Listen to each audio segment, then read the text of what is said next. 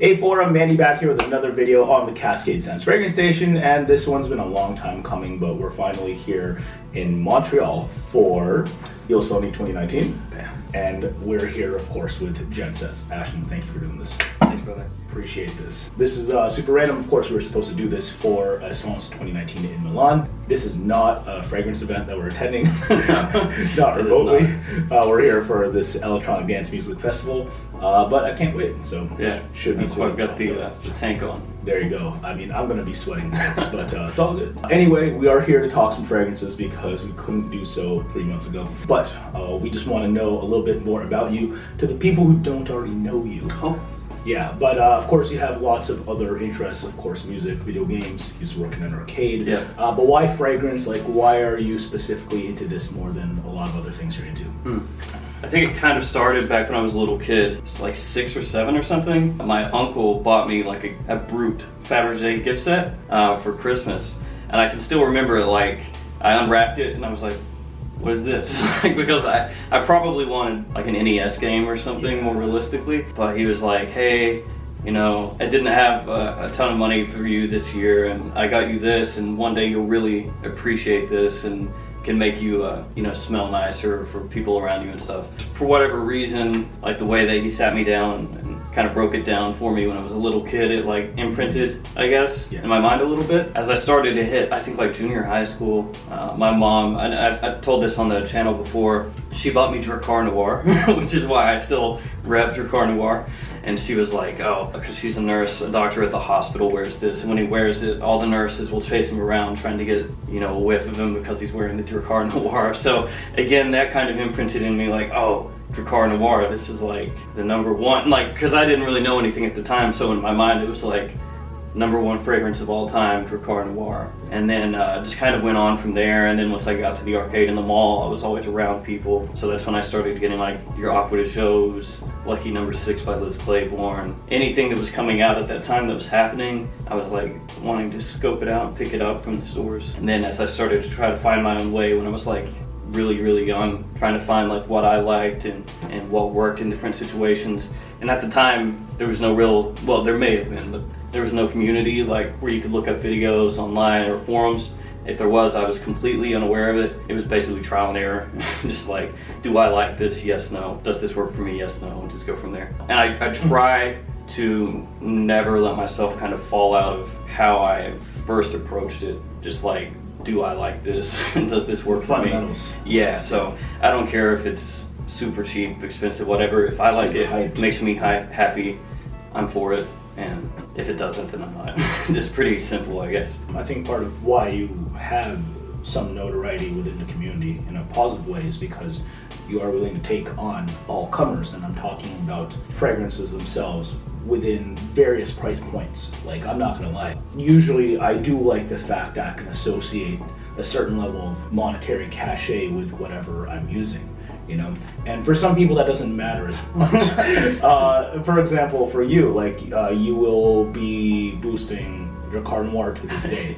And I don't say that disparagingly, I think that's awesome. Yeah. Do you really feel that way about fragrances, like where you can find anything regardless of price point and or what kind of brand it is? So it doesn't really matter to me what brand it is, because I've had expensive fragrances from really nice brands, hyped brands that suck, that I don't like. And then I've had fragrances from really cheap brands that I really like. And if I like the fragrance, I would rather wear a $20 fragrance that makes me happy than a $300 fragrance that I think sucks. And as far as like, do I wear them? Like, yeah, I wear them. I just did a review for Halloween Man X, the new Halloween Man release, and I really like it. Like, it's a cheap fragrance, it's like 30 bucks, but it has a really nice roasted coffee note, which I dig. It's one of the best roasted coffee notes that I've smelled in fragrances, like, period. And it's a cheapie, and I'll wear it. Like, in fall and winter, I'll wear the hell out of it, yeah. Now, as far as like higher end stuff, I wear that too, yeah. It's harder for me to test those, you know, because where I live, like,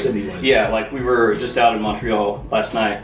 You can get the hookup and try like any niche stuff that you want, and I don't have that capability back home. So like when I buy niche stuff, it's usually, unless I buy like a sample first, then it's a blind buy. Right. And sometimes you strike out on blind buys. Yes. And as far as clone stuff, I will wear clone stuff if I'm doing a review and then I do not wear it afterwards. So it's like, I'll wear it for the review because there are a lot of people who'll be like, hey, I'm really interested in this. Can you review it for me? So I'll wear it so that I can give it a good review, because I don't want to like wear it once and be like, oh, it's great.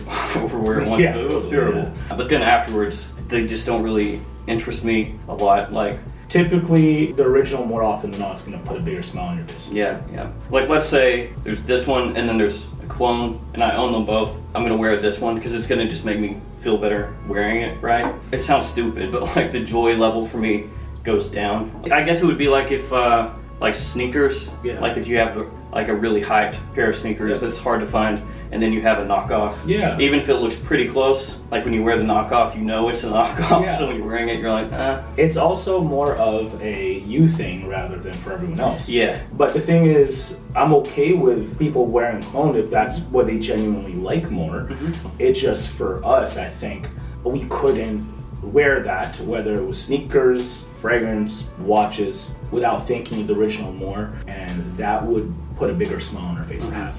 Yeah, and I think there maybe is one way that it would make more sense. Like, if you genuinely, like, let's say Club de Nuit Intense Man, if you like the way that smells legitimately more than the way Aventus smells, like you legitimately like the way it smells more, then you do. Then wear it. Yeah, exactly. For sure. Yeah.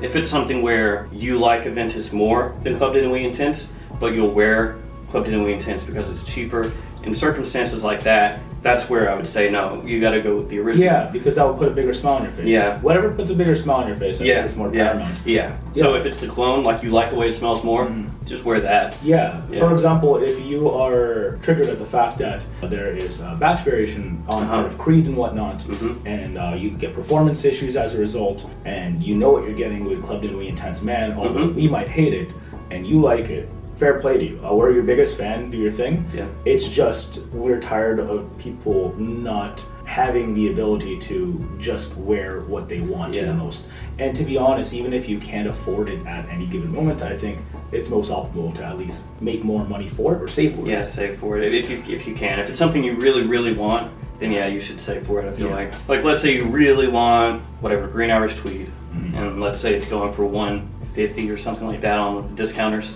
and then you're like, oh, that's too expensive. But then over the next month, you buy 4 designers that were like $40 each, and now you could have had Green Irish Tweed. So it's like, if you really want it, just save up, and then you'll be more happy for it when you get it in. And to be honest, that goes for anything, like quality over quantity, or not exactly quality over quantity, but what you love over what you like. Yeah, because if you love cheapies, just go for those. If you think the original is a 9 and the clone is like a 6.5, and you're like, well, I can't afford the original, I'll wear the clone. Like, why? Now you're wearing a fragrance that you think is a 6.5. Yeah, just buy the original. You might not be able to afford it right now, but once you are able to, presuming that you have a career or a job, then it's going to feel so much better for you to just get whatever. I don't mean that to like talk down to people. No, of course not. Yeah. It's just, that's what I would suggest. I think just from our experience as being in this game for a minute, we're going to say that. Yeah, I think so. It's just trial and error, and we found that it worked for us.